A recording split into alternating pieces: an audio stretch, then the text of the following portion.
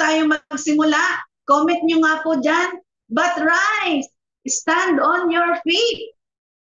Ayan. So kapatid, alam mo, yan talaga ang hamon ng Panginoon sa atin eh. Rise, stand on your feet. Ayan. And ayan, so magandang hapon po, Pastora Micaela Luna. Ito talaga yung aming kapartner sa intercession ng pagsamba. Talaga namang sobrang nakaka-bless din itong ating kapatid na pastorang ito. Napakasipag din at napaka-dedicated sa paglilingkod sa Panginoon. Ayan. At ganun din kay Ate Jonaline Kao Ninyalga. Yes, magandang hapon. At ganun din kay Kuya Richard. Ayan. So, ayan, isa-isa na silang nag-comment. But rise, stand on your feet. Ayan. At ganun din magandang hapon sa iyo, Ate Salve. So, sabi nga sa Acts 26, chapter 16,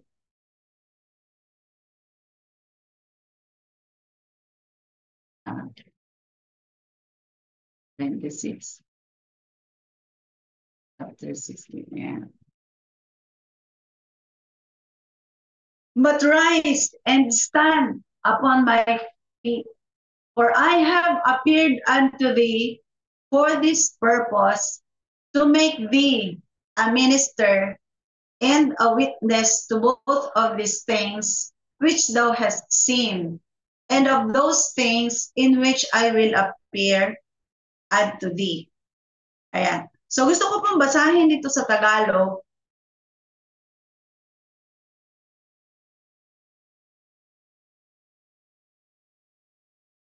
Ayan. Hallelujah. Ayan. So sabi dito, tumayo ka. Nagpakita ako sa iyo upang italaga ka bilang aking lingkod at magpatotoo tungkol sa mga nakita mo ngayon at sa mga ipapakita ko pa sa iyo. Ayan, napakaganda ng ating mensahe. Ayan. So, kung mapapansin po natin, but rise. So, kung atin pong pagninilayan yung phrase na yon, meron po kasing gustong ipaunawa dito ang sumulat. At makikita po natin na kung babalikan po natin ang background niyan, ang nagsasalita po dito ay ang Panginoong Hesus. At ito pong senaryong ito ay ikinukwento ni Pablo ang kanyang engkwentro sa Panginoon na nakasulat po doon sa Acts chapter 9. So makikita natin, kung iisipin mo, bakit nga ba sinabi ng Panginoon dito na, but rise, stand upon my feet, upon thy feet. So, ano po ba ang gustong ipaunawa sa atin dito? Gusto ko po munang bigyan ng meaning o ng kahulugan ang rise. So, sabi po sa Greek term, ito po ay anatelo. Ang rise sa Greek term ay anatelo, na ang ibig sabihin is to accomplish. Sabi dito, to accomplish a change, an elevation in the spiritual state. So, ibig sabihin, kapag ikaw ay sinasabing rise o rise up, meron kang dating estado na ikaw ay may ikinukumand sa iyo na ikaw ay tumayo. Diba? Ibig sabihin, merong bagong gagawin, merong bagong bagay, merong bagong movement. Diba? So, it's moving to a more internal frame of mind closer to the Lord. Yun ang isang ibig sabihin. Or, we could get higher. We rise up to a state of greater perception and alignment. So, yan po yung ibig sabihin sa dictionary. So, makikita po natin bakit sinabi ng Panginoon ito. Kasi, sabi ko nga po kanina, Si Jesus ang nagsasalita diyan at ang kausap niya ay si Pablo. At ang senaryo po na ito, ang state po ni Pablo ay Saul was on his own journey. Basahin natin yung verse Acts 26 verse 12. Yeah. Sabi dito, whereupon as I went to Damascus with authority and commission from the chief priest. Ibig sabihin, siya ay nagjo-journey, nandoon siya sa kanyang mission dati, di ba? Na meron siyang pahintulot mula sa mga chief priests. So noong pong mga panahon na yon, ang chief priest po ay si Ananias. So siya ay nagjo-journey sa Damascus at dito niya nakita o nakatagpo ang Panginoon. Sabi dito, yan ang layunin ng pagpunta ko sa Damasco. Taglay ang kapangyarihan at pahintulot ng punong pare. So ibig sabihin siya po ay mayroong kanyang layunin. Mayroon siyang kanyang journey. At ano po ang kanyang journey? Ang sabi dito,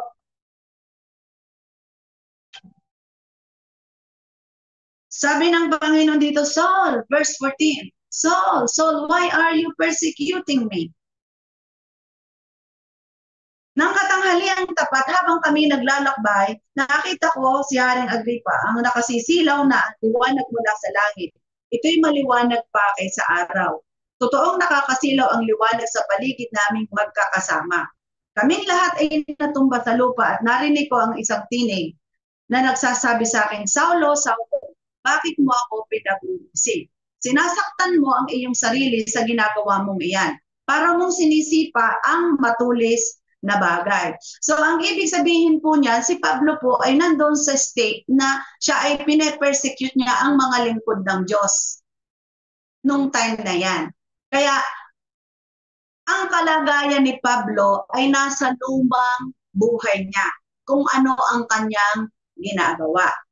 So alalahanin natin ating tinutuklas kung bakit sinabi ni Jesus na, but rise. Diba? Ayan. So, next. Doon sa senaryo na yon, sa verse 13, nandoon naman siya sa senaryo na na-enkwentro niya ang Panginoon. Binasa ko sa atin, nang katanghali ang tapat habang kami naglalakbay, nakita ko ang isang nakakasilaw na liwanag mula sa langit. Ito'y maliwanag pa kaysa araw. Totoong nakakasilaw ang liwanag sa paligid naming magkakasama. So, ibig sabihin, habang sila'y naglalakbay, si Paul ay nakasalubong ng isang malaking liwanag. Ibig sabihin, si Jesus ang nasa lubong niya. So, ang unang bagay, siya ay mayroong kanyang agenda, i-persecute ang mga lingkod ng Diyos. At ang pangalawang state ni Pablo ay siya'y kinakatagpo ng Panginoon. Verse 13.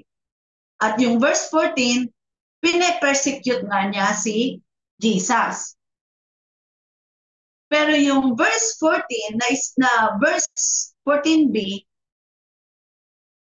si Saul ay nagpatira pa. He bowed down to Jesus. Sabi ganito sa verse 14, kaming lahat ay natumba sa lupa at narinig ko ang isang tinig na nagsabi sa akin sa wikang Hebreo, Saulo, Saulo, bakit mo ako pinag-uusig? Habang tinatanong ni Jesus yon, sila ay natumba. Ibig sabihin, hindi kasi nila natagalan yung kapangyarihan ng Panginoong Jesus. So kung atin pong susumahin, si Saulo ay nasa kanyang kalagayan kung saan napaka-aktibo at napaka-sidhi ng kanyang paglilingkod o ng kanyang yung pagtupad ng kanyang tungkulin sa mga chief priests that time. Nang masalubong niya ngayon si Jesus, alam po kasi ni Jesus kung ano yung kalagayan ng tao, di ba? Ngayon, kung atin pong pag-aaralan o kung ating susuriin, but rise, sinabi ni Jesus. So, ang ibig sabihin po dyan ng but ay kahit na. Sa perspective po ni Jesus ay kahit na. Binabaliwala niya kung ano man ang agenda ni Paul. Amen? Kasi si Jesus kasi, yung kasing phrase na but rise, mayroon kasi siyang gustong gawin. Pero gusto ko pong himayin kung ano bang ibig sabihin ng but doon sa phrase na but rise. Kasi yung pong but, mayroon po kasi itong gustong i-imply. Kasi gusto pong sabihin dyan ng but na kahit na si Pablo ay may kanyang journey, kahit na si Pablo ay desidido sa pagpatay sa mga lingkod ng Panginoon. At kahit si Pablo ay desididong i-persecute ang mga lingkod ng Diyos, meron pa rin siyang plano kay Paul. So ngayon, hindi na nakayanan ni Pablo ang presensya ng Panginoon, sila po ay napaluhod kasama ang kanyang mga kasama. At gusto ko pong susugan itong sinasabi ng but dito. Ito po kasing but dito, it captures the nature of God. Ibig sabihin, dahil alam nga ni Jesus kung ano man yung iyong nasa puso, kung ano man ang iyong ginagawa. Kung anong uri ka mang tao, kung ikaw man ay walang alam, kung ikaw man ay matalino, kung ikaw man ay businessman, kung ikaw man ay hiniran na katulad ni Pablo, kung ikaw man ay tanyag, kung ikaw man ay makasalanan, kung ikaw man ay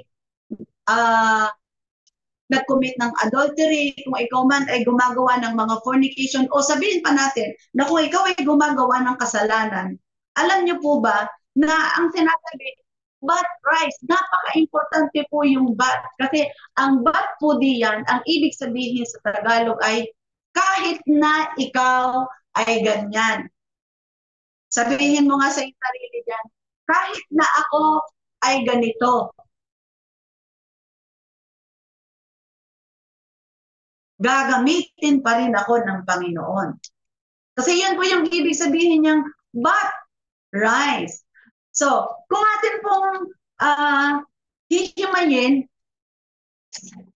yung but dito, it introduces the gracious and compassionate intervention of God.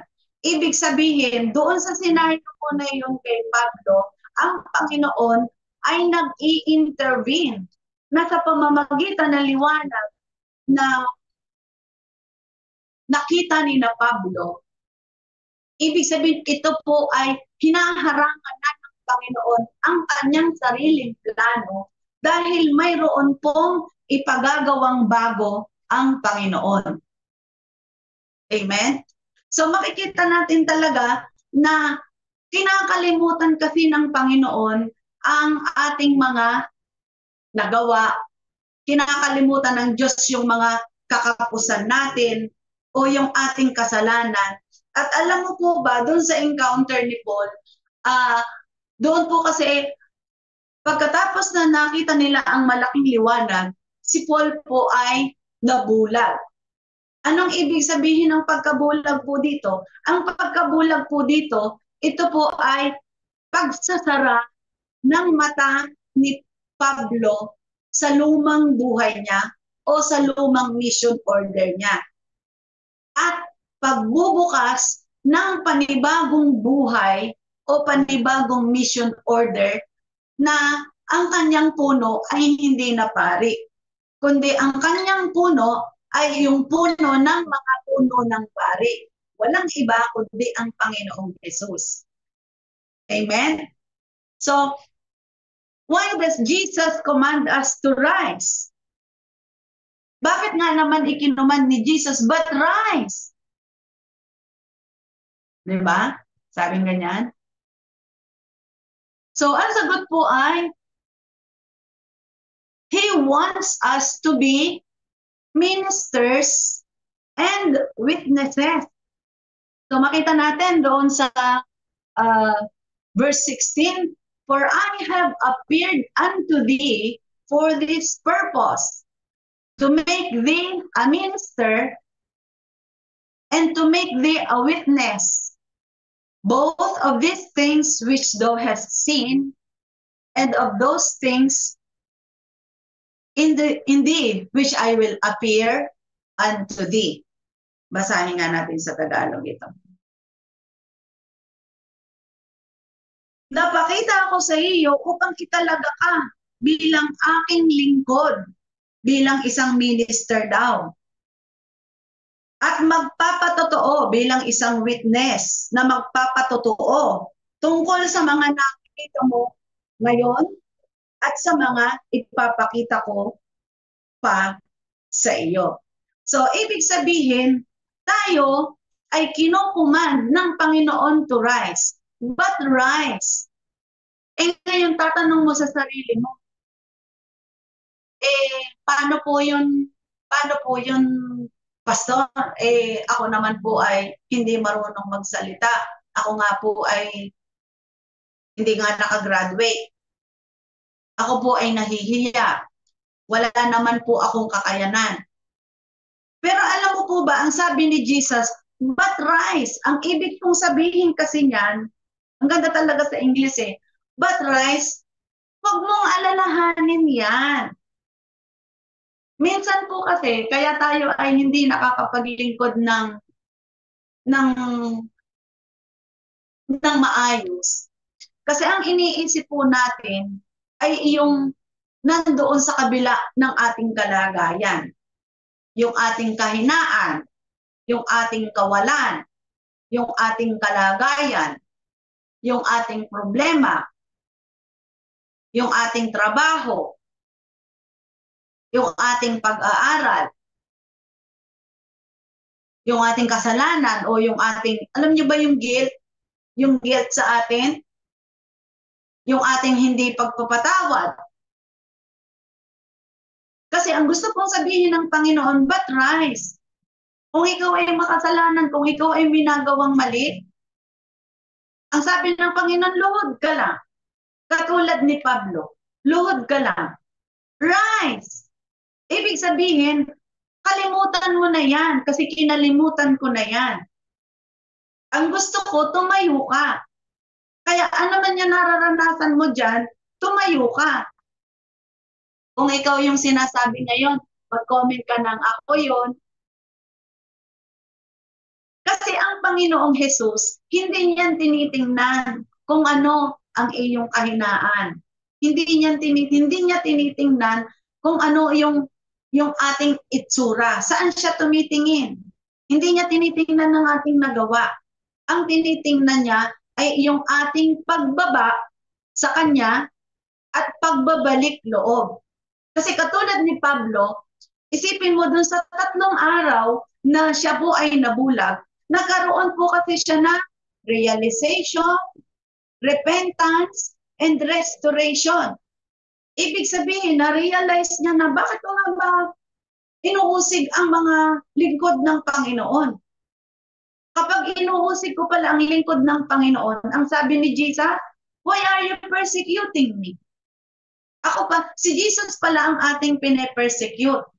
Kaya alam nyo na mga kapatid, kapag po tayo ay nang uusig ng kapwa, by all means, by any reason, ang atin pong pine-persecute ay ang Panginoong Jesus. Kasi bakit? Bawat kaluluwa po kasi ay kinamatayan ng Panginoong Jesus. At dapat tayo pong mga mananampalataya, makikita po natin na bawat tao ay pinuhunanan ng Panginoon ng kanyang dugo at iniligtas siya. Isipin mo si Paul nga po isa po siyang general Isa po siyang mataas ang posisyon sa Roman Empire that time. Isa siyang mamamatay tao at masugid. Marami po siyang pinatay na mga lingkod ng Diyos that time. At nang masalubong siya ni Jesus ay masugid pa siyang papatay. Actually, nag-agree po siya sa pag-stone to death kay Stephen. Sa Acts 7 yata yun. So makikita mo talaga na hindi tinitingnan ng Panginoon ang ating mga nagawa. Ang tinitingnan po ng Panginoon ay isipin mong si Saul o si Pablo. Pagkakita ng liwanag, alam mo ba, lumuhod na agad. Lumuhod na agad. Bakit? Kasi na-realize niya, oo nga. Kasi kung makikita po natin doon sa mga nakaraang chapter, doon sa chapter 23, siya po ay isang Hudyo at siya po ay tinuruan ni Gamaliel. Ibig sabihin, alam niya yung kautusan, pero pinapatay niya ang mga lingkod ng Diyos, ha? Kaya ingat po tayo, mga lingkod ng Diyos. Kasi tayong mga lingkod ng Diyos, sometimes, we are not aware that we are persecuting our co-leaders, co-workers sa ating ginagawa. Kaya dapat po tayo, dapat salaminin natin ang encounter ni Pablo kay Jesus. Kasi yun pong liwanag na humalang sa kanya, yun po yung nagbigay sa kanya ng kaunawaan na mali pala ang aking ginagawa. Diba? Yun yung nagbigay sa kanya. Yun din ang nagbigay sa kanya ng realisasyon sa kanyang buhay na hindi pala dapat ito ang aking pinag-uubusan ng buhay o pinag-uubusan ng lakas. Next. Dapat pala ang aking pinaglilingkuran si Jesus. Kasi alam niya ang kautusan eh. So isipin mo, yung liwanag na nag-strike sa kanya, isipin mong hindi lang siya ang nakakita, pati yung kanyang mga kasama ay lumuhod talaga sila kasi hindi nila nakayanan ang tindi ng liwanag. Kaya makikita po natin talaga na tayong mga lingkod ng Diyos, sa Panginoong Jesus na perspective, kung si Paul nga, kung iyong i-rate, ang laki-laki ng kasalanan niya. Kasi ang pinapatay niya at pinipersecute ay ang mga lingkod ng Diyos. Pero the time na nakilala niya ang Panginoon, na-encounter niya ang Panginoon, alam mo ba ginawa niya? Luhod agad, di ba? At alam mo ba, bago agad. Sa loob ng 3 araw, kung babasahin niyo po yung Acts 9, sa loob ng 3 araw, abay, doon sa verse 1 ng Acts 9, ang kanyang Panginoon, ang kanyang Panginoon ay yung mga high priest. Doon sa verse 3, makikita mo na ang kanyang Panginoon ay si Lord na, kasi ang tawag niya, Panginoon, sino po kayo? Yun agad ang sabi niya, di ba? Sabi niya, who are you, Lord? So, ibig sabihin, ang mahalaga sa atin ay magkaroon tayo talaga ng repentance. Diba? So katulad ni Pablo, mayroon na siyang repentance doon sa 3 araw na encounter niya. Doon sa 3 araw na pagkabulag. So again, gusto ko pong linawin na yung pagkabulag, yun po'y pagkabulag sa kanyang journey. Kasi ang gusto ng Diyos tayo ay mabulag at mamatay sa ating lumang buhay at buksan natin ang ating puso sa isang panibagong buhay. Amen? Ayan. So, bago tayo magpatuloy, tayo po ay bumati muli. Ayan, batiin natin ang ating mga kapatid na nanonood. Ayan, so magandang hapon po kay Sister Beth Rojas. Ayan, ito ay from Pateros. Ayan, so kay Kuya Reynaldo Ramiscal at kay Pastora Lay Villarama. Ay, magandang hapon po, Pastora. Kay Sister Josephine Gato. Kay Sister Rose Dabalus. Kay Kuya Bonnie Socias. Kay kay Kuya Francis, ayan. At syempre kay Ate Sally Montehermoso, ganun din kay Kuya Ronel Valderrama, o ito from Pasig. At si Ate Mylene Pajarillo, tama? At kay Ate Rosalinda Ramiscal Alejandro. Ayan. So, muli, magandang hapon po sa inyong lahat. At syempre, ganun din sa kay Pastora Mavic. Ayan, ay, mga taga-Iligan, nanonood din. Ay, maraming salamat po. Ayan. So, nasa na nga ako? Nandun tayo sa but rise, di ba? Kaya, ang gustong sabihin ng Panginoon dyan ay, anak, kinakalimutan ko na kung ano pa man yan.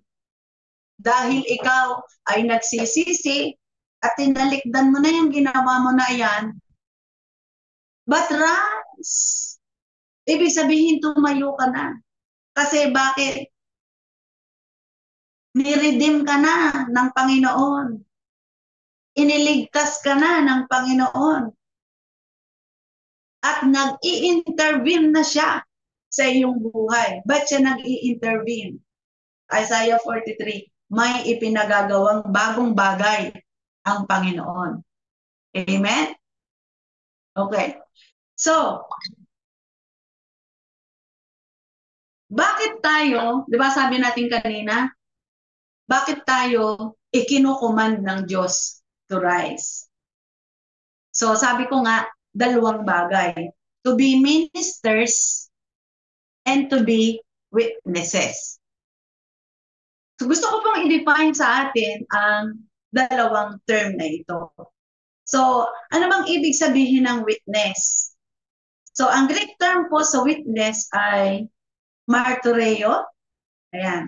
At ang ibig sabihin is to demonstrate by our words, actions, and attitude the sacred mystery that we have seen, heard, and believed in our hearts about the Lord. So makikita natin, sabi nga doon sa verse 16, to make thee a minister and a witness, both of these things which thou hast seen, and of those things in which I will appear unto thee. So ibig sabihin, ikaw at ako ay pinatatayo ng Panginoon kasi ang gusto niya ay tayo ay mag-minister at mag-witness sa mga bagay na nakita natin at nasaksihan at sa mga masasaksihan pa natin. Amen? So, ano naman ang ibig sabihin ng so sabing ganon, kapag pala ikaw ay magwi-witness, we demonstrate by our words. Sabi nga sa 1 Peter 4:11, if anyone speaks, he should do it as one speaking the very words of God. Amen. At sabi doon sa Acts 21:19-21, Paul reported in detail what God has done in the ministry. So, ibig sa Jews and Gentiles. So, makikita natin na kapag tayo ay magwi-witness, ang ating sinasabi ay the very words of God at kung ano ang sinasabi. Kung ano ang nangyari sa atin. Kumbaga, ikinukwento. Iwini-witness mo. Para bang, halimbawa, sa isang kaso na isinampa sa korte, kapag ikaw ay witness, ikaw yung, ano nga yung witness sa Tagalog? Saksi. Ikaw ang saksi. Ibig sabihin, kapag ikaw ay saksi, nakita mo yung actual na pangyayari at ikukwento mo sa mga tao bilang saksi. Walang labis, walang kulang. Amen? So mga kapatid, alam niyo po ba, kailangan tayo, pag tayo po ay nagwi-witness, dapat po walang labis, walang kulang. Kasi hindi po pwede na ang witness ay opinionated. Hindi po. Kasi ang sabi nga dito kung ano nakita mo, yun ang ikukwento mo. Yun ang witness. Amen? So, yun namang pangalawang salita, anong ibig sabihin ng minister? Sabi po, ang Greek term po sa minister ay diakonyo, at ang ibig sabihin nito, siya yung servant. He is the one who serves and the one who performs the action. So, yung minister at saka witness ay maganda, isa lang. Minister and witness, isa lang po yan. Si Pablo po yan doon sa ating kasaysayan. So makikita natin na si Pablo ang nagmi-minister sa pamamagitan ng pag-witness at pag-testify. Ayan. So, ang sagot doon sa tanong natin, bakit daw tayo ay ikinukumand ng Panginoon to rise upang tayo ay maging witness, minister, and witness. Ayan. Ayan. So, naranasan nyo na ba? Pwede po ba mag-comment kayo mga kapatid? Ano po ba ang inyong naranasan sa pag-testify, sa pag-witness? Mayroon po ba kayong naging challenge? Ayan nga. Sige nga, mag-comment nga po kayo sa inyong mga comment boxes. Ayan. Hallelujah. At bati pa tayo. So magandang hapon din po, Mami Rose Mangga. Ayan. Si Sister May, si Cam sa Santa Mesa. Ayan, magandang hapon po. Ayan. Si Ate Weng Molera. Yes, magandang hapon din po. Ang mga ito ay galing sa Pasig. Magandang hapon din sa iyo, Ate Jessa. Kamusta na po kayo dyan? Si Ate Maylin Puno. Yan, magandang hapon. Yan, ito yung mga masugid na kaabangers. Ayan. So, sige po. Mamaya-maya lang po, babasahin ko ang inyong mga comment. Ayan. Patungkol sa pagiging isang witness.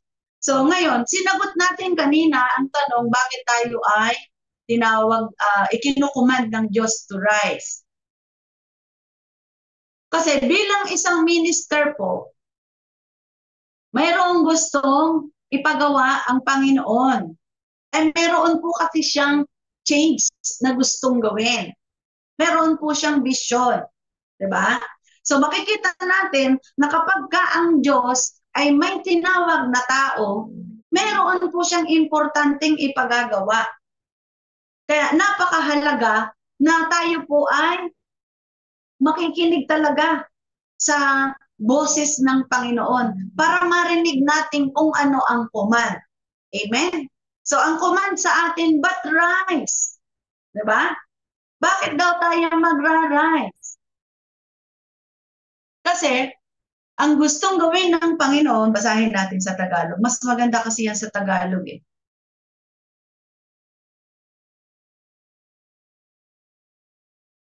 Simulan natin sa verse 17. Ililigtas kita mula sa kababayan mong Hudyo at gayon din sa mga Hintil kung saan kita isusugo. So, ibig sabihin, si Pablo, kaya siya ipinararise ng Panginoong Jesus, ay isusugo siya sa mga Jews at saka sa mga Hentil. Actually, ito pong chapter 26, ito po ay nasa medyo later part na ng pagsugo mula doon sa Jew. Pero maya-maya po, hihimayin natin ang kasaysayan. So, makikita natin, ang Panginoon ay laging may purpose. Lagi siyang may ipagagawa. So, bilang isang minister, anong ipapagawa ng Panginoon? Verse 18, imumulat mo ang kanilang mga mata. Kaya napakahalaga po yung ating encounter sa Panginoon. Kasi bakit po? Kung ano yung nangyari sa atin, kung ano ang ating naranasan, kung papaano natin naranasan si Jesus sa ating buhay, ito din po kasi yung ating gagawin. So, kapag tayo ay isinugo na ng Panginoon. So, number 1, imumulat mo ang kanilang mga mata. Number 2, ibabalik sila sa kaliwanagan mula sa kadiliman. So you will open their eyes, you will turn them from darkness to light, and you will turn them from the power of Satan unto God, that they may receive forgiveness of sins, that they may receive inheritance among them which are sanctified by faith that is in me. So, imumulat mo ang kanilang mata, ibabalik sila sa kaliwanagan mula sa kadiliman, ililigtas sila sa kapangyarihan ni Satanas, at ibabalik sa Diyos. At sa pamamagitan ng pananampalataya nila sa akin, sila'y patatawarin sa kanilang mga kasalanan at mabibigyan ng lugar kasama ng mga taong ginawang banal ng Diyos. So makikita natin ilan ba ito? 1, 2, 3, 4, 5. Ito po yung 5 bagay na gustong ipagawa ng Diyos kay Pablo.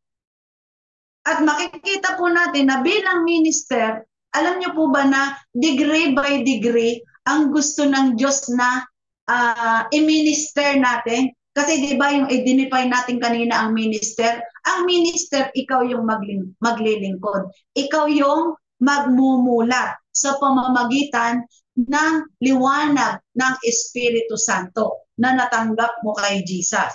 Di ba? So makikita natin na ito ang mission na mga minister.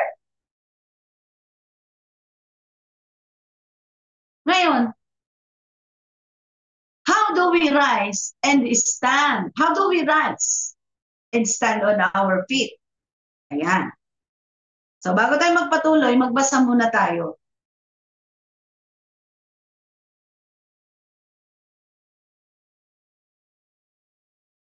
Ayan. Sabi ni Ate Wen, kung ano po ang tanong, yun lang po ang sagot. Siguro ang ibig niya sabihin dito, kapag ka ikaw ay nagwi-witness sa isang pagpupulong at ikaw ay tinatanong, kung ano lang ang tanong, ay yun lang ang sagot. Actually, tama po ito eh. Kasi bakit? Ang isang taong madaldal at maraming sinasabi, alam mo, pag ikaw ay sa korte, ang abogado, tatanungin ka niya ng tatanungin pag marami kang sinabi. Hanggang sa maya-maya, nagbuhol-buhol na ang iyong sinasabi. Sa dami ng sinasabi mo, hindi mo na alam patunayan ang iyong mga sinasabi. Kaya, tama naman. Ito yung kanyang experience. Ayan. So, ayan. Sino pa? Ayan.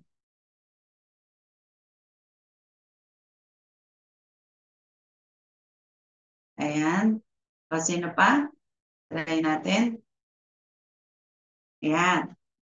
So, paano daw tayo tatayo?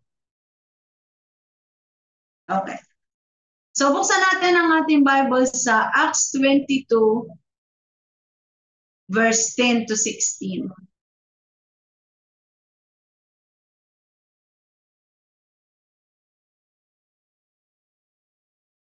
Ayan. Sabi niya dito,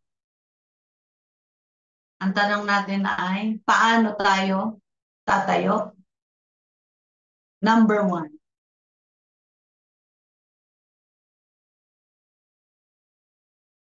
Get up. Ibig sabihin, mula doon sa iyong pagkaluhod o pagkakaupo o pagkakadapa, ikaw ay tumayo. Mula doon sa iyong kinalalagyan ngayon, halimbawa, ikaw ay problemado. Halimbawa, ikaw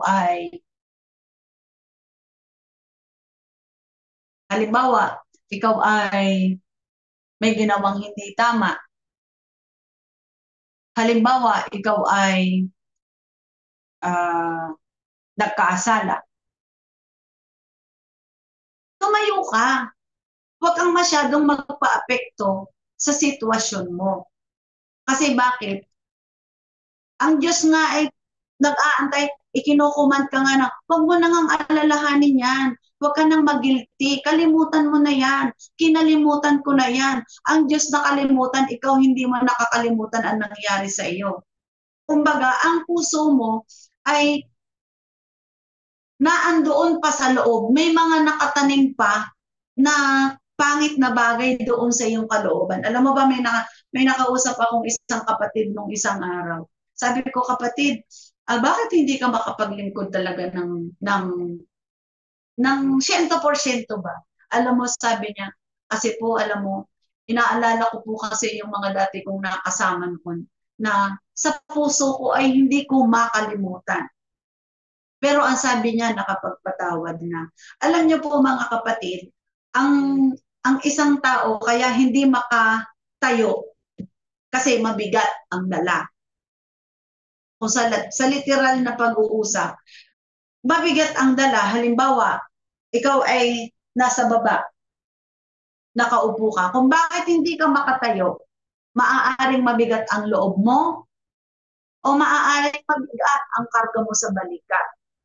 Di ba sabi ni Pastor Do, ang puso daw at ang balikat ay iisang dangkal ang pag-ibtan. At pag daw hindi sa puso at nilagay mo sa balikat, edi karga mo. Pero either sa balikat at sa puso mo, parehas mabigat. Diba? Kaya ano ang solusyon? Kailangan yung bigat, ibigay mo sa Panginoon. Kasi ang Panginoon naman, handa naman kasi siyang magpatawad eh. Si Jesus nga, nakalimutan niya talaga yan. Hindi niya yan tinitingnan. Ang tinitingnan niya, nagsisi ka na ba? Nagpatawad ka na ba? Nakalimot ka na ba? Kasi ang pagkalimot po, ang healing niyan sa iyo. Hindi doon sa nakagalitan mo. Kasi ang pagkalimot po, pag ikaw kasi hindi nakakalimot, para po kasi iyang patay na nabubuhay at nabubuhay yung galit mo. Yung root of bitterness ay nakatanim doon.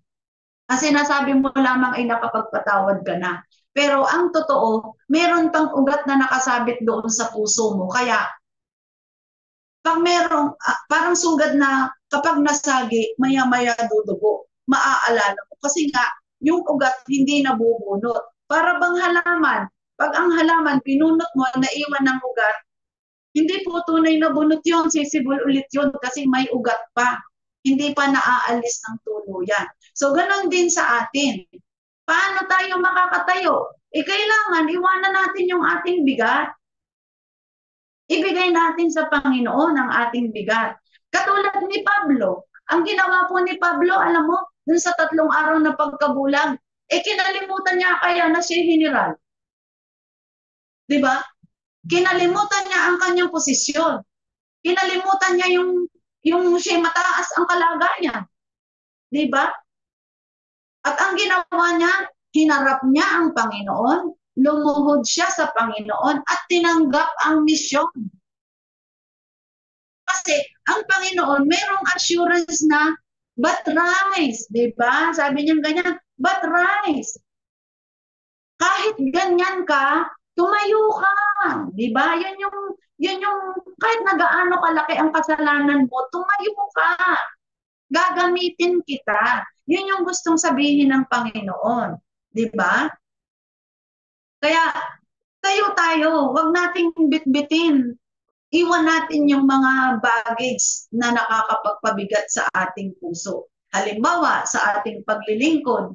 Alam mo ba sa paglilingkod, kapag ka ang iyong paglilingkod ay hindi talaga buhay, yung sinasabi ni Pastor Dong, mabigat kaya.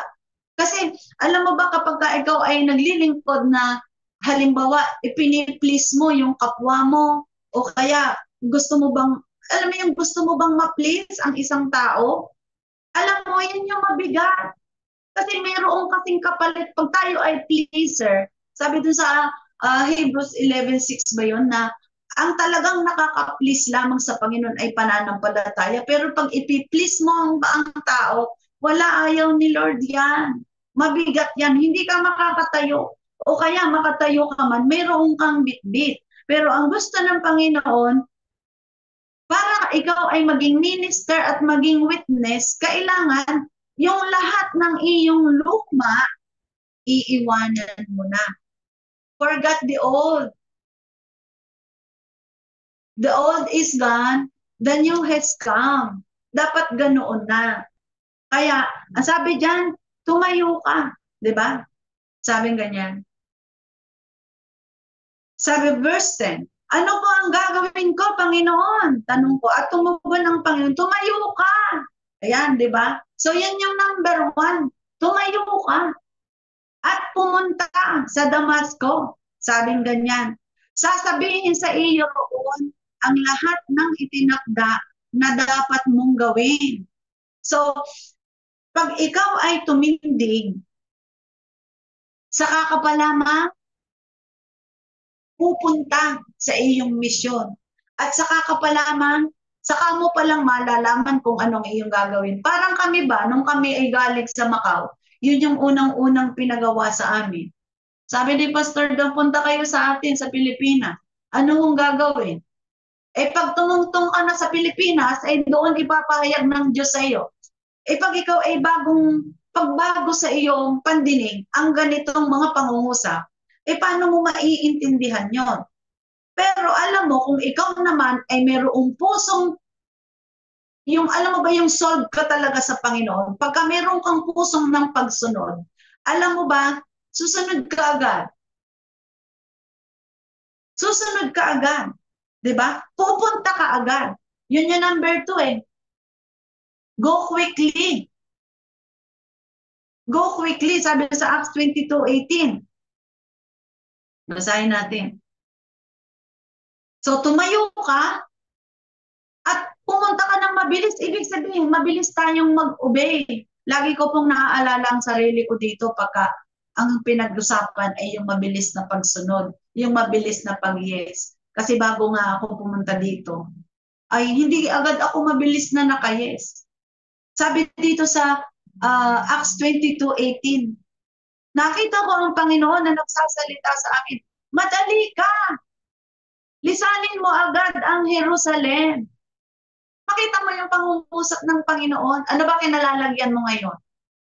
Alam mo, sabi ng Panginoon, tumayo ka o tayo na ikaw. At ang pangalawa, magmadali ka daw. Tama yung lagi sinasabi ni Pastor May at saka ni Pastor Do. Delayed obedience is disobedience. I-comment nyo nga po yan. Delayed obedience is disobedience. Amen? So, kailangan tayo ay let's go quickly. Mabilis tayong pumunta. Kasi, nagmamadali ang Panginoon. May ipinagagawa talaga ang Panginoon.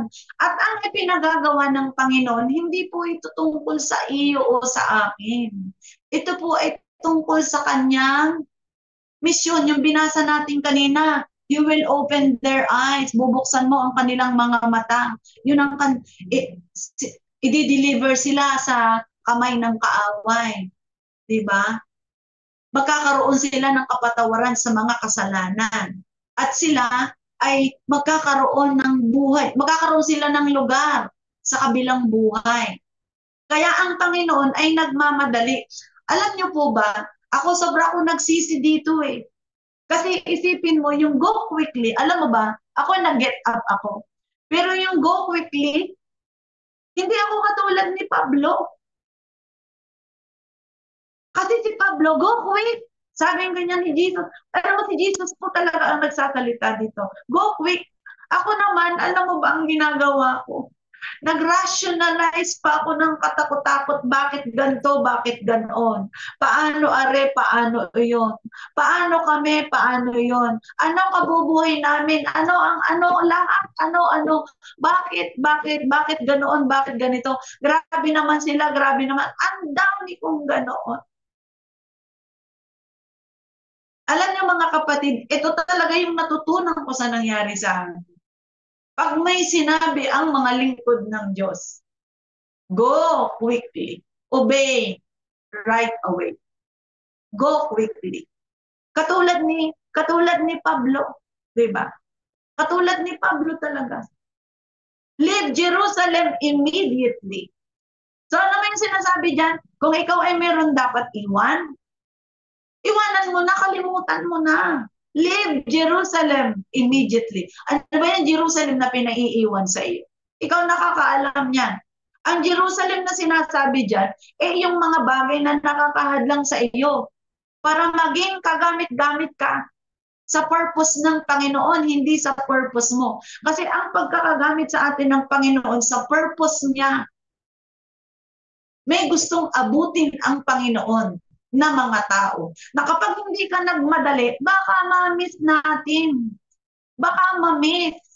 Baka yung mga tao, baka yun yung pagkakataon. Para bang halimbawa, ikaw ay nag-schedule ng isang ticket sa aeroplano, naalala ko yun, naiwanan ako ng aeroplano sa Macau. Alam mo ba yan? Yung quickly at saka yung alertness, napaka-importante po yan. Isipin mo, meron akong isang time na uuwi ako dito. Alam mo ba na ako ay meron akong ticket. Hindi ko, binook ako ng aking amo ng ticket papunta sa Pilipinas. Ang problema, hindi ko po tinignan mabuti kung PM o AM ang ticket. Isipin mo, pumunta ako ng AM, ay PM pala. Alam nyo, naiwan ako ng aeroplano. Last visa ko na yon. Ignorance is not an excuse. Sabi nga ni Pastor, little learning is dangerous. Kaya, kailangan talaga quick, leave Jerusalem immediately. May purpose ang Panginoon kung bakit ka pinagmamadali. So sa akin talaga naman, karamihan talaga sa atin Huwag niyo po akong tutularin. Nagra-rationalize. Ina-analyze ang sitwasyon. Ang pangit diyan, pag tayo ay palaging nag-a-analyze, yung analytical mind natin ay lagi nating pinagagana. Alam niyo po ba? Pwede mong ma-miss ang mark. Pwede mong ma-miss yun. At ikaw ay nagdi-delay. Nagdi-delay tayo sa plano ng Panginoon. Go quick. Diba? Ano ang isang example dito? Yung pong kay Jonas. Sa Jonas 1. Chapter 1, verse 1 to the following. So si Jonas po, ang sabi ng Panginoon, punta ka sa Ninive. Kasi gusto kong iligtas ang mga tao sa Ninive dahil sila ay makasalanan. Kung ano naman nilang mga ginagawa, napaka-makasalanan ng mga tao doon. Gusto kong iligtas sila. Sinubo niya ngayon si Jonas. Ang sabi niya, Jonas, pumunta ka doon sa Ninive at ipahayag mo. Testify. Sabi niya, mangaral ka doon. Mag-minister ka doon. Sabi ng Panginoon kay Jonas. Alam mo si Jonas, ang ginawa ni Jonas, kung ang Ninive ay sa east, ang punta niya ay sa west. So ano nangyari? Sa kanyang paglalakbay, ipinahamak niya ang mga tao doon sa bangka. At na-delay. Alam mo ba yun? Na-delay ang plano ng Panginoon doon. Pero sa kanya ding paglalakbay, siya naman din ay dumaan siya sa mga consequences ng kanyang disobedience. Kaya makikita po natin na kapag tayo ay nagdi-delay, pag hindi tayo quick, maraming mga consequences tayong mararanasan. Pangalawa, kapag hindi natin pinaiiwan ng Panginoon sa atin, karga-karga naman natin yan. Tayo nga ay nakaka-rise, pero ang bigat naman para tayong may karga-karga o kaya may hila-hila. Sabi nga ni Ate Sally, wag nang maraming way at how. Sunod agad. Tama. Tama. Diba? Sabi pa niya, let go and let loose. Let God be God. If there is vision, there is provision. Tama. O diba? Kapag, sabi naman ni Sister Criza Marquez Mendoza, Amen. Kapag hindi ka agad sumusunod sa Diyos, nakakaroon pa tayo ng mas mahahabang problema. Tama? Diba? Ayan. Next. O sabi doon sa Acts 22:21. So, di ba, go quickly, yun ang ating pinag-uusapan. Go, I will send you far away to the Gentiles. Oh, isipin mo, pag ikaw ay hindi quick, alam mo, imbis na makakarating ka sa Indonesia, sa Australia, sa Canada, sa US, sa London, isa lang ang iyong mararating. Kasi ina-analyze mo pa. Imbis na ma-enjoy mo ang side benefits ng paglilingkod, hindi mo yan mararanasan kasi sa bagal mong mag-isip at sa bilis kumilos ng Diyos na iwan ka na. Amen? Kaya kailangan talaga, go! Quick! I will send you far away to the Gentiles. Amen. Hallelujah. Ayan. So sabi doon sa verses 14 to 15,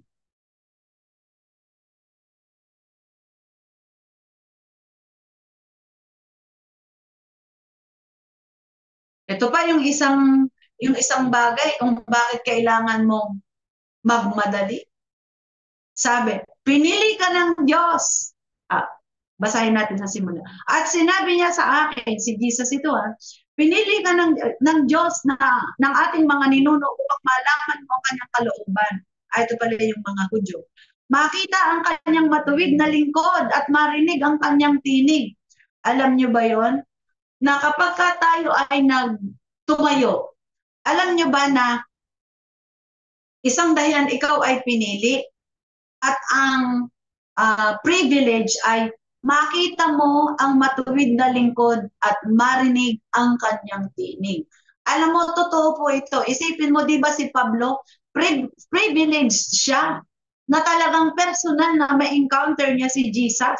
Di ba? Isipin mo yung isang malaking liwanag talaga na humalang sa kanya.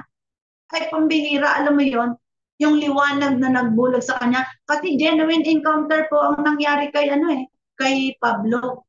Di ba? Sapagkat ikaw ay magiging saksi niya upang patotohanan sa lahat ng tao ang iyong nakita at narinig.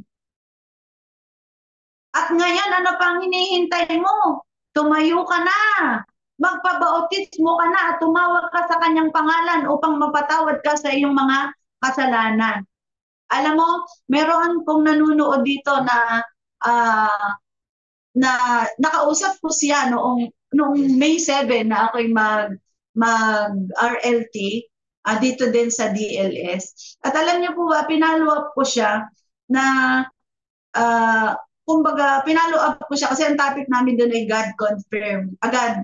God convicts, God's word convicts. At alam mo, dahil buhay ang salita ng Diyos, alam mo ba na ang mga narinig niyang salita ay talagang humipo sa kanyang puso at nang ipalo up ko po ay itong taong ito ay nakalaya. Bakit ko po ito minention? Kasi ang sabi sa verse 16, go! Get up quickly! Tumayo ka na, magpabautismo ka na at tumawag ka sa kanyang pangalan. Mahalaga po, ang pagkilala po sa Panginoon ay importante.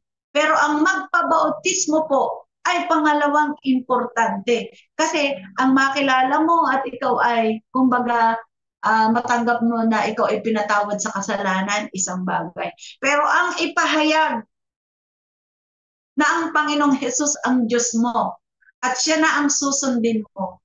Ibig sabihin po, yan po yung bautismo na yung iyong lumang buhay ay iyong isinuko na sa Panginoon, patay ka na sa lumang pagkatao mo at binigyan ka ng Diyos ng panibagong buhay. At pagkatapos na bigyan ka ng bagong buhay ay idinideklara mo sa puso mo at sa sarili mo at sa lahat ng tao na ang Diyos mo ay si Jesus. Amen? Kaya magmadali ka, sister. Magpabautismo ka na.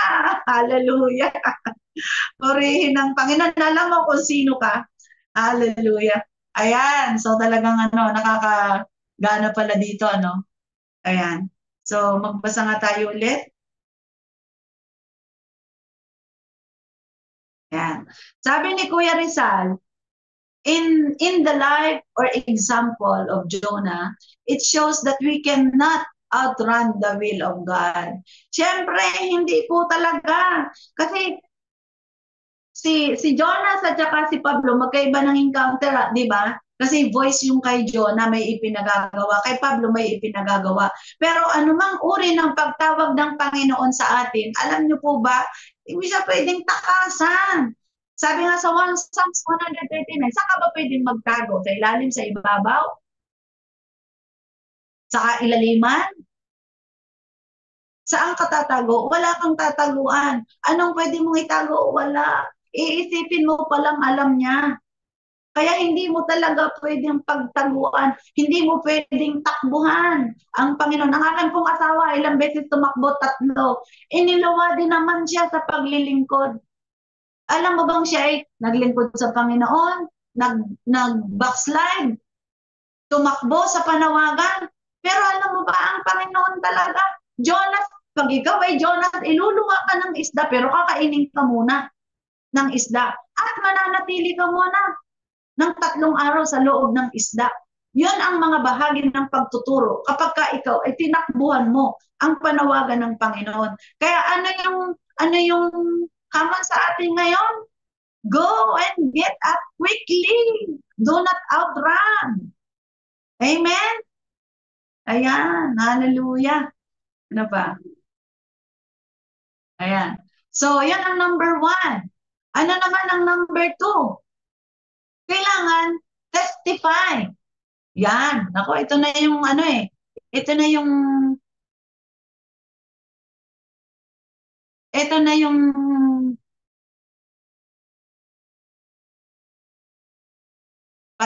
patindi na ang ating pinag-aaralan ngayon.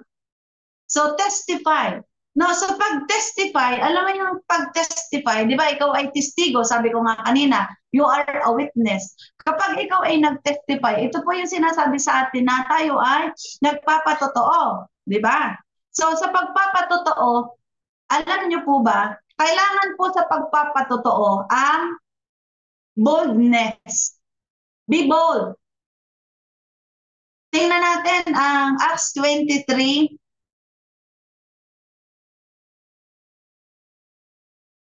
Yan. Basahin muna natin yung comment ni Ate Mary Beth Rojas. Amen, Pastora. 4 na po akong chemo. Ibig sabihin, 4th time na yung kanyang chemo. Isama niyo po ako sa prayer ninyo. Tunay na pinagaling na ako ng Panginoon. Amen! Salamat, Panginoon, sa iyong kagalingan kay Ate Mary Beth. Itong taong ito, Panginoon, ay iyo ding pinatatayo. Kaya, Ate Beth, tayo ka. Go quick! Magtiwala sa Panginoon. At ang kagalingan dadali sa iyo yan dahil may ipinagagawa ang Panginoon sa atin. Amen. Magandang hapon po, Pastor Lydia. Ayan, ako, nasa Amerika ito. Anong oras po dyan sa inyo? Ay, pinagpalang hapon po. Ganun din kay Pastor Benny at saka kay OJ at sa mga kasama po ninyo dyan sa church. Magandang hapon po. Ayan. So, nandun tayo sa point number 2, testify. So sa ating pag-testify, kailangan tayo ay bold. Punta tayo sa Acts 23 verse 3 to 6.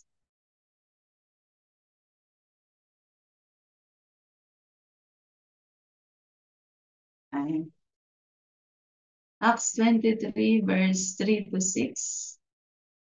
Ayan.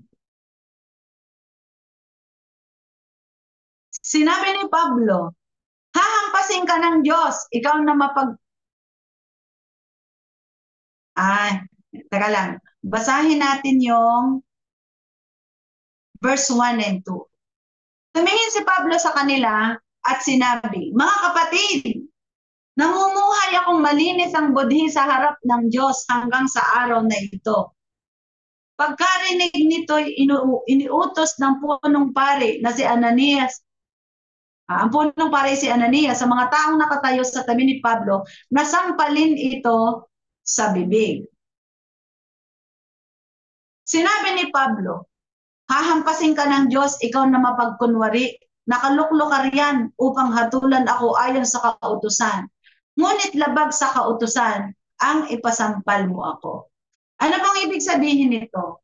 So kasaysayan po ni Pablo, alam niyo po ba na si Ananias ang punong pari? nung time na yan, puno ng mga Hudyo. At siya po ay nasa authority upang i-question o i-investigate si Pablo kasi siya po ay pinaratangan ng heresy o ng pag-aaklas at ng kaguluhan sa Jerusalem. So bakit kailangang be bold? Kasi makikita po ninyo dito na yung approach ni Pablo ay parang si John the Baptist. Napaka-bold, walang takot. Kasi alam mo kung bakit? Alam niyo po ba, ang isang minister, dapat po talaga siya ay bold. Paano po tayo magiging bold? O, hindi yung hubad Kailangan tayo po ay matapang na sabihin ang salita ng Diyos. Kahit na ang kaharapan natin ay mga matataas na pinuno.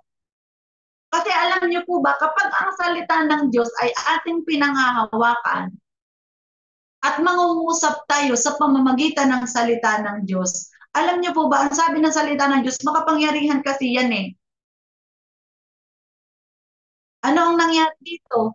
Isipin mo sinampiga sa bibig si Pablo at utos ni Ananias. Pero kahit na siya sinampiga o sinampal, o kahit na siya binit, o sinaktan, o tinorture, sinabi pa rin niya ang katotohanan. So, ibig sabihin sa atin po, kapag sinabi po kasing bold, kung ano ang ipinasasabi ng salita ng Diyos, no more, no less. Ibig sabihin, walang labis, walang kulang. Yan po yung ating sasabihin. Kasi bakit po? Kasi kung bakit tayo po ay pinararise ng Panginoong Hesus, tandaan po natin, di ba, itong Ananias na ito ay isa sa ipinamimisyon ng Panginoon kay Pablo. At makikita po natin na sa ating paglilingkod, di ba kanina, yung purpose ng Panginoon? To open their eyes and to turn them from darkness to light, from the power of Satan unto God, that they may receive forgiveness of sins and inheritance among them which are sanctified by faith that is in me. Minsan, alam niyo po ba, ang mga kausap natin nakakainis, di ba? Minsan nakakainis. Pero alam niyo po ba, the more na nakakainis, the more na pinamimisyon ng Panginoon. Diba? Kaya nga, alam niyo po ba ang kailangan nating gawin? Ang ginawa lang naman diyan ni Pablo, he testified. Paano siya nag-testify? Ikinuwento niya ang kanyang istorya una kay Ananias. Yan pong Ananias na yan yung high priest. Diba? At dahil nayamot si Ananias, napaka-bold naman ni Pablo. Nayamot, pinasampal. Pero kahit sinampal, naapektuhan ba si Pablo? Hindi po. Kasi bakit? Kasi sa kanyang puso, yung pagkakatawag ng Panginoon sa kanya, but rise, napakalaki ng kanyang unawa na ang pagkakapagpatawad sa kanya ng Panginoon, yung pagkakapagpasensya sa kanya ng Panginoon, yung pagkakatanggap ng Panginoon sa kanya bilang isang likit na mamamatay ng lingkod ng Diyos. Hindi lang siya mamamatay ng tao, kundi mamamatay at manunugis ng mga lingkod ng Diyos. Hindi naman niya ni-resist itong si Ananias. At alam mo ba, kung babasahin po natin doon sa verse 4. Sabi sa verse 4, nilalapastangan mo ang pinakapunong pari ng Diyos. Yan ay ayon sa kanilang kahulugan. Ang ibig sabihin diyan, di ba talaga namang tayong mga mananampalataya, dapat tayo marunong kumilala at rumispeto sa mga authority. Pero isipin mo ito, nirebuke niya itong si Ananias na ito. At sa kanila, ang pag-rebuke at ang pagsasabi ng katotohanan ay kalapastanganan. Diba sabi? Nilapastangan daw. Pero alam niyo ba yung sabi niya sa verse 5? Mga kapatid, hindi ko alam na siya punong pari pala. O diba? Meron siyang alibay. Diba pag puno alam mo naman yan.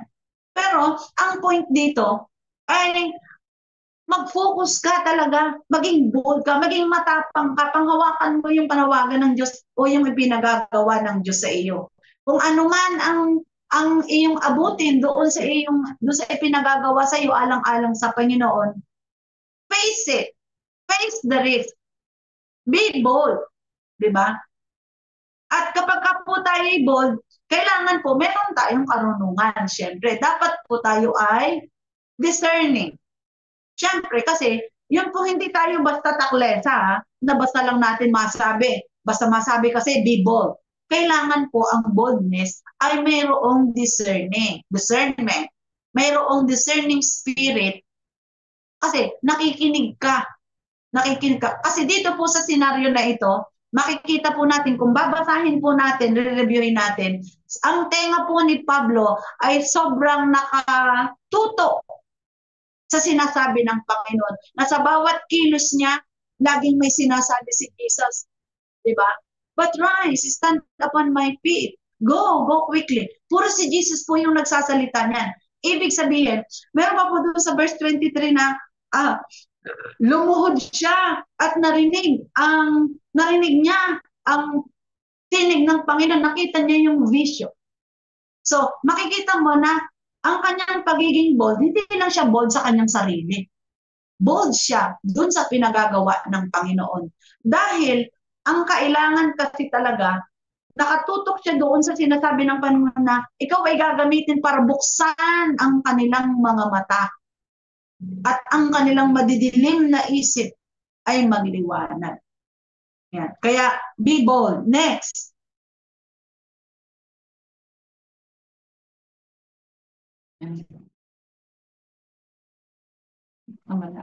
Ayan. Acts 23:11. Take courage. Ayan. Basahin natin. As you have testified about me in Jerusalem, so you must also testify in Rome. Basahin natin sa Tagalog. Kinagabihan, nagpakita ang Panginoon kay Pablo at sinabi sa kanya, lakasan mo ang iyong loob. Kung paanong nagpatotoo ka tungkol sa akin dito sa Jerusalem, kailangan magpatotoo ka rin sa Roma. Ang ibig sabihin po nito, take courage. Bakit po ito sinabi ng Panginoon kay Pablo? Kasi isipin mo, si Ananias pa lang ang nakaharap niya, tinotorjong na siya. Wala pa siya doon sa imperyo ng Roma. So, ibig sabihin, siya po ay haharap sa 1, 2, 3 level pa ng investigasyon. Kaya pinalakas ng Diyos ang kanyang loob, di ba?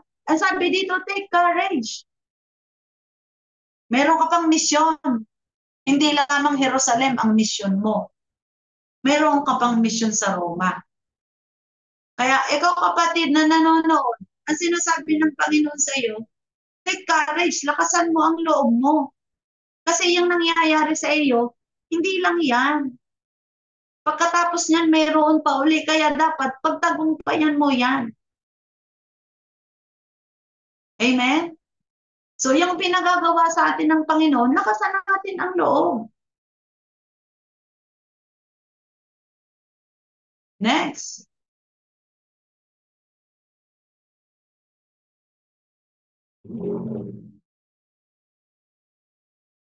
Pagkatapos po noon, di ba, sabi niya, take courage. Doon sa Acts 23 verse 7,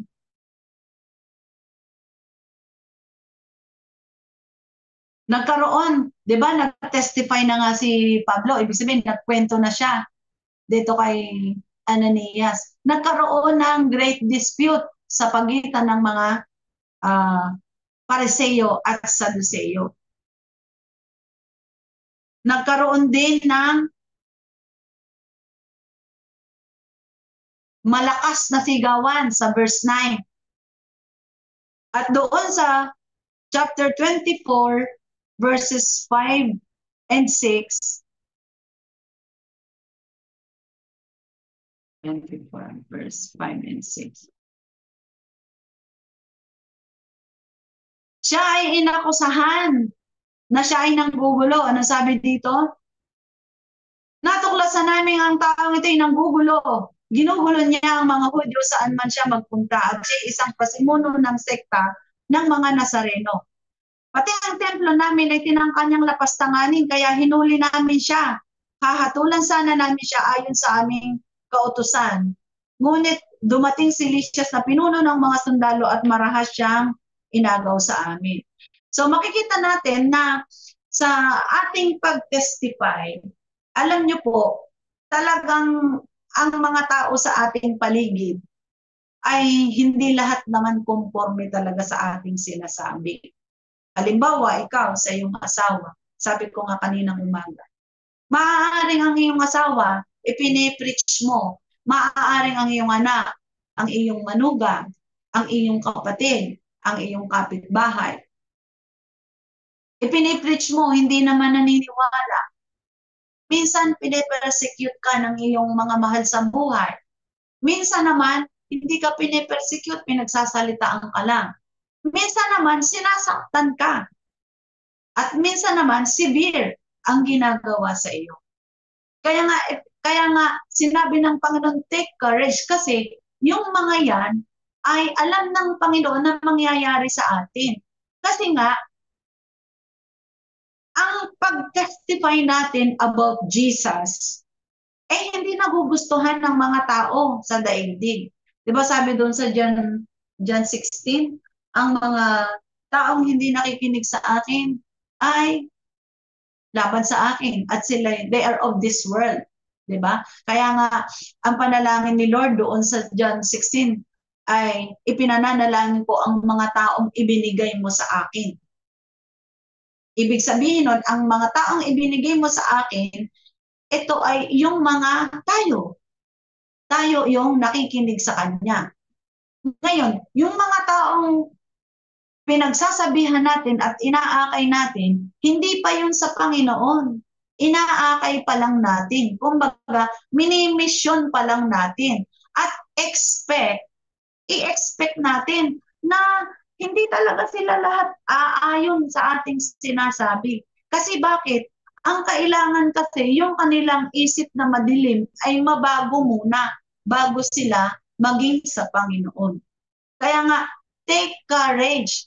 Ibig sabihin, yung boldness mo, yung tapang mo, lalagyan mo yan talaga, papanalangin mo yung biyaya ng karunungan sa Diyos kung paano mo gagawin, kung paano mo haharapin. Kasi iba't ibang dimension o iba't ibang uri ng tao ang ipapatrabaho ng Panginoon sa iyo. Merong mahirap, merong mahirap na mahirap, merong mga opisyal ng gobyerno, merong mga business sector, merong mga matataas na tao, merong mga leaders ng simbahan, merong mga backslider, merong mga pastor.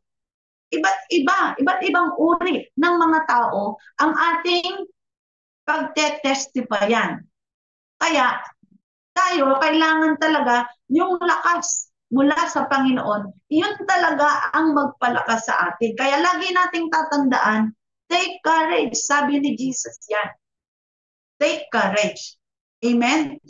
Do not argue with anyone. Sabi doon sa verse 12 ng chapter 24. Sabing ganyan, di ba?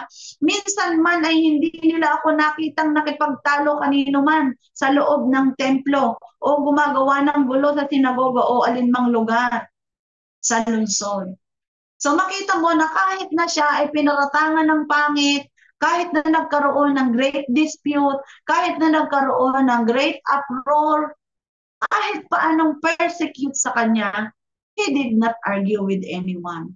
Kaya ikaw kapatid, kung ano man ang paratang sa iyo, halimbawa sa loob ng bahay mo, ikaw ay napagbintangan ng nanay at tatay mo na kumuha ng ganito o ng kapatid mo, alam mo ba ang kailangan mong gawin? Tumahimik ka. Halimbawa, sa iyong trabaho, merong nangyari na sa iyo, you are being held accountable, pero hindi talaga ikaw. Alam mo kailangan mong gawin? Tahimik ka lang. Do not argue. Alam mo ba ang nag-a-argue? Guilty. At alam mo pag nag-a-argue, alam mo nga yung sinasabi doon na kapag ikaw ay hinuli ng isang pulis, your words will be taken against you. Di ba tama? Pag isang pulis, hinuli ang isang kriminal, ano nga, hindi ko sa ulo eh. Ikaw ay may karapatang manahimik. Kumuha ka ng abogado.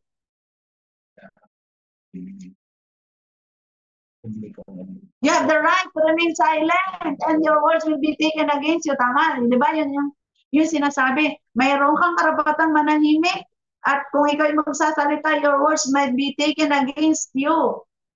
So, di ba? So, makikita natin, kahit pa yan ay sa simbahan, kahit pa yan ay sa bahay, sa school, sa family, o saan mang lugar sa marketplace. Iisa lang ang prinsipyo. Ang isang matalinong Kristiyano, hindi nakikipagtalo. Katulad ni Pablo, akusahan ka man kahit ano, ibilad ka man sa isang panel o iba't ibang uri ng korte. Do not argue. Bakit? Ang Diyos kasi ang magtatanggol sa iyo. At ang katotohanan, it will be revealed by God. Kasi bakit nangyayari po ito? Pastora, bakit nangyayari po ang ganito? Ay talaga namang hindi ko ginawa. Alam mo, dalawa lang yan. Ang Diyos ay may itinuturo sa iyo at ang Diyos ay may itinuturo doon sa kontrapartido mo. Dalawa lang yan. Pero parehas na may itinuturo. Antayin mo lang ang proseso ng Panginoon. At kung ikaw ay nagtitiwala sa Panginoon, you will not argue with anyone at makikita mo, mangyayari ang kalooban ng Panginoon. At ikaw naman, ano bang ikatatakot mo? What do you have to argue kung wala ka namang ginawa? Diba? Kapag ang iyong checker o ang iyong evaluator ay ang salita ng Diyos, wala kang dapat alalahanin. Kaya nga dapat ang salamin natin ay ang salita ng Diyos para ikaw mismo, di ka na mag-argue sa sarili mo pa lang. Pag binasa mo ang salita ng Diyos, ay Lord, kinapos ako dito. Kinapos ako dito. Ako pala yung mali. Hindi ka na mag-argue sa sarili mo pa lang. Alam mo na kung ano kung saan ka kinulang. Ibit ka pa mag-argue, alam mo na nga sa sarili mo. Kaya, kailangan, di tayo nag-argue. Iwasan natin ang pakikipagtalo. Dahil sa pakikipagtalo, diyan nang gagaling ang maraming problema. Amen? Ayan. So, bati nga tayo sa, tingnan nga natin ang mga comment section. Hallelujah. Anong oras na?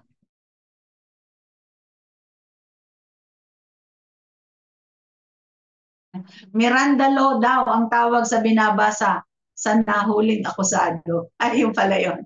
Salamat, Kuya Rizal. Miranda Law pala yun. Ay, hallelujah.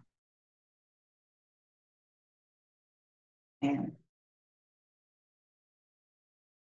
Ayan. Next. Acts 24, verse 14. Worship God in hard times. Kita mo itong si Pablo. Inaamin ko ang pagsamba ko sa Diyos ng aming mga ninuno ay ayon sa daan na sinasabi nilang maling pananampalataya. Subalit naniniwala rin ako sa lahat ng nasusulat na kautusan at sa mga aklat ng mga propeta. Alam niyo po ba, inilagay ko ito kasi, di ba, sa pag-testify natin, dumadaan talaga tayo sa mga mahihirap na sitwasyon. Akusa, persecute, kagipitan, hard times, tough times. Anong kailangan gawin? Bukod sa maging bold, huwag makipag-argue, lakasan ang loob. Ang kailangan, huwag mawala sa buhay natin ang pagsamba sa Panginoon. Alam niyo po ba, ang pagsamba po kasi sa Panginoon, ito po kasi yung pagkonekta mo sa Diyos. Makikita natin dyan na si Paul, he is very connected to Jesus. From the time that he encountered Jesus, he was very connected to Jesus. And he always hears the voice of Jesus every time Jesus speaks with him, in every circumstance and in every situation. Kaya sa ating buhay, sa ating paglilingkod, sa pagkakatawag ng Panginoon sa atin, kailangan pong buhayin natin ang pagsamba sa Panginoon. Kasi bakit po? Kasi ang pagsamba po sa Panginoon, dito po kasi natin sinasagap ang pangungusap ng Panginoon. Dito natin ipinahahayag ang puso natin sa Panginoon. At dito po tayo kumukuha ng lakas para tayo ay hindi manghina. Para ang pagkakatawag ng Panginoon sa atin ay ating maipagpatuloy. Dahil tatandaan po natin, ang atin pong kalaban dito, sabi niya ganyan, and to turn them from darkness to light, from the power of Satan unto God. Alam niyo po ba, ang nakakatalo lang naman talaga sa kapangyarihan ng kaaway ay ang Panginoon. At paano po natin yan ibabattle? Di ba ang battle naman talaga ay hindi yung tao, kundi yung spirit, sabi sa Ephesians 6:10. So, kung spirit ang kalaban sa himpapawid, sino ang tatalo dyan? Hindi ito. Hindi din ito. Ang tatalo dyan, ang espiritu ng Panginoon. Paano natin yan sasagapin? Sa pamamagitan ng pagsamba, pananalangin sa Panginoon, sa pagluhod.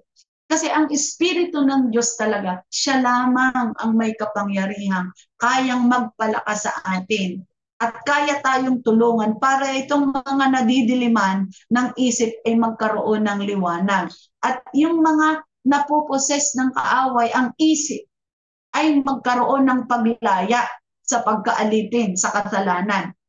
At para din sila ma-realize nila na tayo po ay may buhay sa kabilang buhay. So saan natin ito sasagapin? Kailangan tayo po ay sumamba sa Panginoon. Next, Acts 24 verse 16.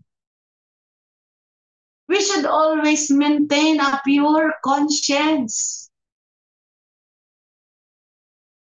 Kaya't pinagsisikapan kong laging malinis ang aking budi sa harapan ng Diyos at ng tao. Alam niyo po ba, napakahalaga na sa ating paglilingkod, ang ating pong puso at ang ating konsyensya ay malinis. Kasi bakit po? Alam niyo po ba dun sa binanggit ko kanina na like to turn the power of Satan unto God? Alam niyo po ba, alam po kaya ng kaaway ang ebidensya na ang konsyensya ay hindi puro. Alam ni Satanas ang kanya. Alam niyo po yun. Pero kapag ang atin pong konsyensya, sabi ko nga doon sa aking panayam noong May 7, ang conviction, it is an awareness from the Holy Spirit informed by the Word of God. It is an awareness from the Holy Spirit through our conscience, informed by the Word of God.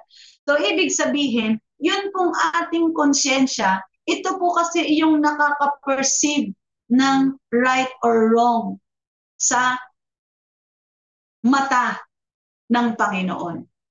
At napakahalaga po ito sa atin na mga tinawag ng Panginoon. Kasi bakit?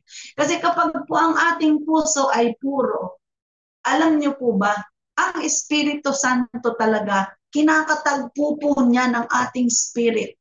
At kapag ikaw ay pure ang spirit, pag bumaba ang Espiritu sa spirit mo, alam mo ba, napaka-strong ng anointing.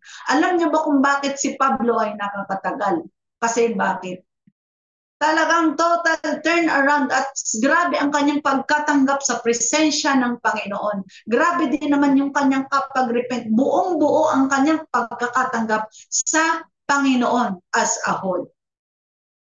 Kaya makikita mo na kahit siya dating mamamatay tao, pero sa isang iglap at sa isang pagtanggap, sa isang genuine na pagtanggap sa Panginoon, nasasabi niya na I always maintain a pure conscience. So I strive always to keep my conscience clear before God and man.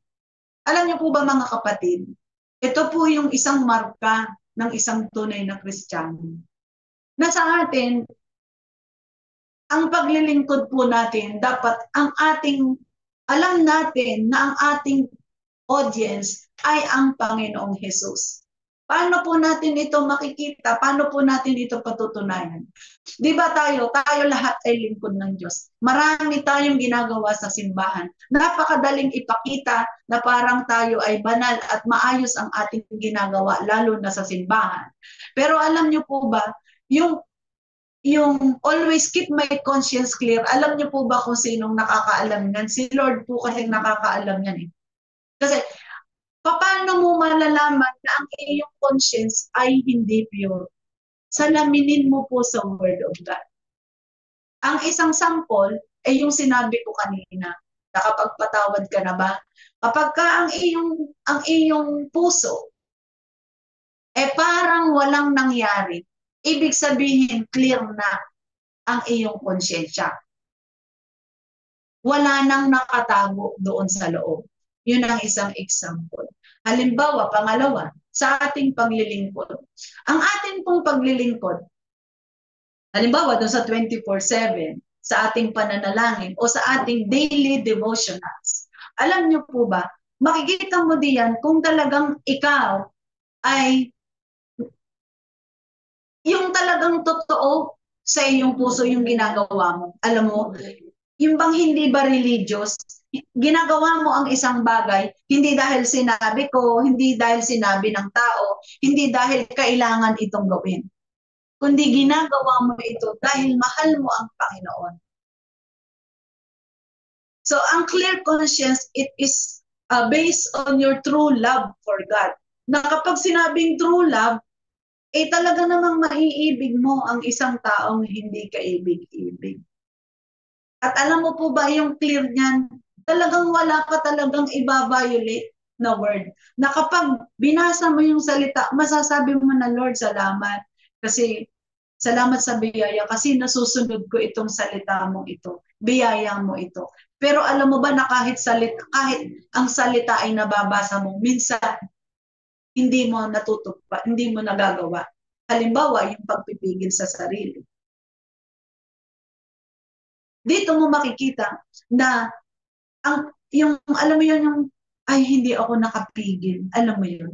Sa iyong konsyensya, mayroon kang nababiolate na word of God. Halimbawa, sa pananalangin, sa ating mga ginagawa o sa ipinapagawa ng ating mga pastor. Pwede naman kasi natin gawin na, sige, gagawin ko ito. Pero wala doon yung puso mo. Yun yun. Yun yun. Kasi, ang sabi ng Colossians 3:23, whatever you do it as if you are doing it to God. Na kapag yan ang basihan mo ng salita ng iyong buhay, na parang sa Diyos mo ginagawa, you see God in everything. Alam mo ba ang iyong conscience? Ay talagang masasabi mo na puro. Kasi bakit? Kasi kapag ang tingin mo sa lahat ng sitwasyon ay tiningnan mo sa perspective ng Panginoon, ay talaga namang makikita mo na ang iyong konsyensya, ang Diyos malulugod sa iyo. Kasi bakit? Ang iyong pananampalataya ay puro. So katulad ni Pablo, ay talaga namang sabi niya, pinagsisikapan kong laging maging malinis ang aking budhi sa harap ng Diyos at ng tao. Kaya mga kapatid, napakahalaga po yan. Pagsikapan natin na ang ating budhi ay maging malinis sa harapan ng Panginoon. At ang huli, always be obedient to the vision from heaven. Acts 26:19. At naroon ay ilang Hudyong galing sa Asia. Sila sana ang naparito upang magharap ng sakdal kung sila'y may nakitang anumang dapat iparatang laban sa akin. Iba sa Tagalog. Ang sabi sa English, whereupon, O King Agrippa, I was not disobedient unto the heavenly vision. So makikita po natin dyan na sinikap ni Pablo na siya maging masunurin sa ipinagagawa ng Panginoon.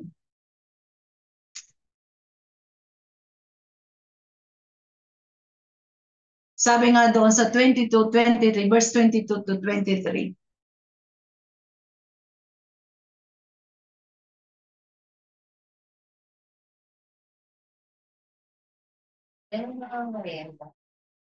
But God has helped me to this very day. So I stand here and testify to small and great alike.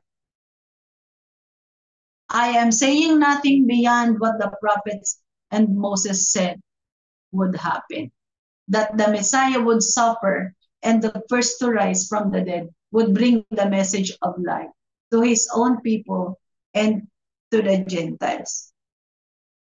So si Felix ay may sapat na kaalaman tungkol sa daan, kaya ipinagpaliban muna niya ang paglilitis. Sinabi niya, hahatulan ko ang iyong kaso pagdating ng pinunong si Lysias. Pagkatapos, iniutos niya sa kapitan na pabantayan si Pablo. Subalit, huwag hihigpitan kundi hayaang dalawin ng kanyang kaibigan upang mabigyan siya ng kanyang mga pangangailangan. Actually, mas maganda po sa English. Sa English ko siya kinuha. Sinabi niya sa kanyang patotoo na God has helped me to this very day. So alam niyo po mga kapatid, if we will just rise and stand upon our feet, according to what Jesus has called us, we will be effective ministers and witnesses. At alam niyo po, wag nating kakalimutan na sa lahat ng ating ginagawa, rise up, stand upon your feet. We have a mission from God.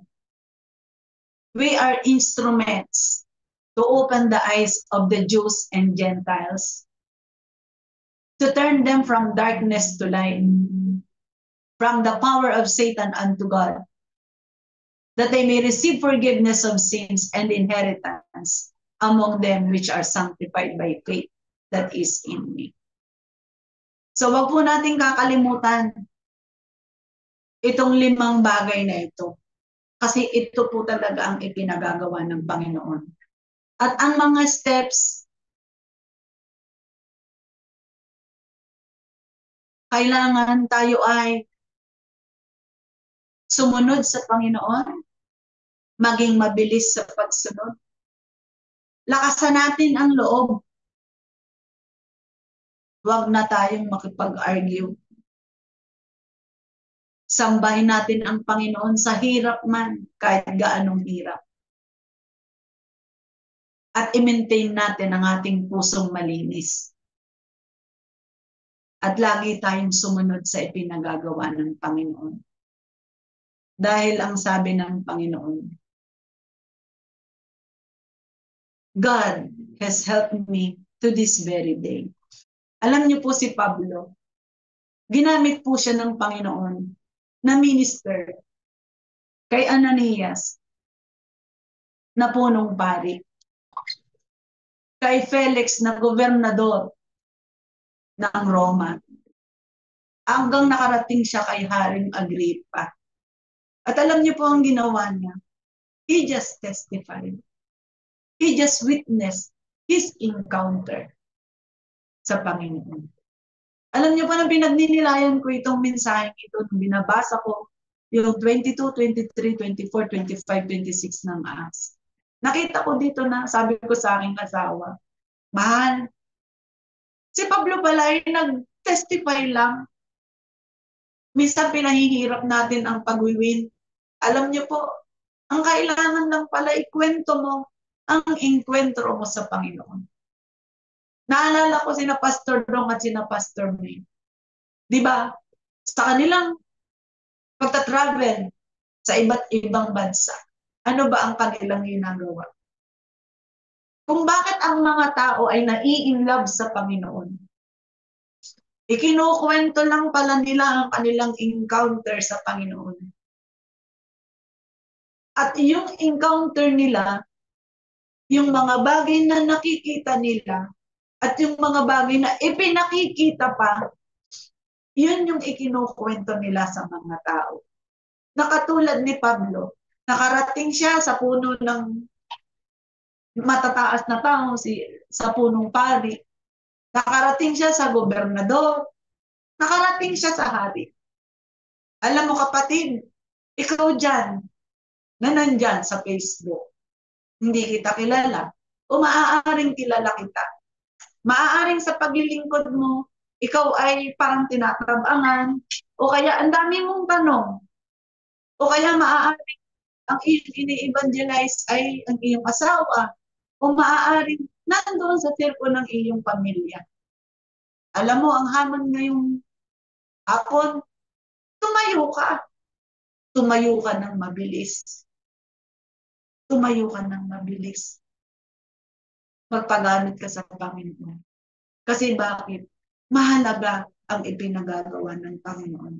Dahil ang misyon ng Panginoon para ang ating mga mahal sa buhay ay mapalaya sa kasalanan. At alam mo, kung halimbawa naman na ang iyong mahal sa buhay ay nakakilala na. Katulad ni Pablo, mula kay Ananias, pumunta siya kay Felix. Si Felix, si Governor Felix, ang hirap niyang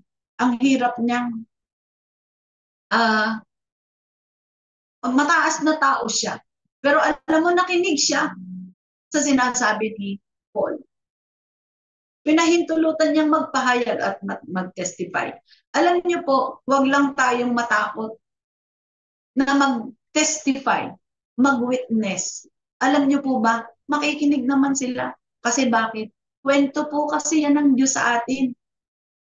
At dahil kwento ng Diyos yan sa atin, makapangyarihan po yan.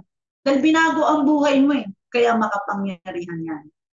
At mula sa mababang tao, dadalhin ka sa mga pinuno, sa mga mayor, sa mga gobernador, at sa mga hari. Kaya nga, di ba, sabi kay Pastor Dong, I will bring you to nations. Ang galing, di ba? Na para talagang si Pablo. Dahil si Pablo, hindi naman talaga siya natinag, di ba? He stood up on his feet. At mula dyan sa Roma, iba't ibang mga bayan ang kanyang narating. At alam mo ba, same kwento, kung binalikan niyo po yung istorya, iisa naman ang kwento niya paulit-ulit. Saan nang galing yung kanyang kwento? Acts chapter 9. Inulit-ulit lang doon sa mga susunod na chapter. Inulit-ulit lang pero iisang kwento. Anong ibig sabihin? Yan po ay larawan sa atin na tayo bilang mga binago ng Diyos, bilang mga lingkod ng Panginoon, ikukwento lang talaga natin ang kwento ng Panginoon sa buhay natin. At may mahihipo at may mahihipong Agripa, may mahihipong Felix, may mahihipong Ananias. Gaano man sila kakruel sa umpisa, pero ang Diyos naman ang kikilos sa mga buhay nila. Kaya anong hamon sa atin? Rise up. Tumayo ka. Stand on your feet. Huwag kang matakot. Si Jesus ang nagpapagawa sa atin. Hallelujah. Basta tayo ng ilang comments bago tayo magtapos.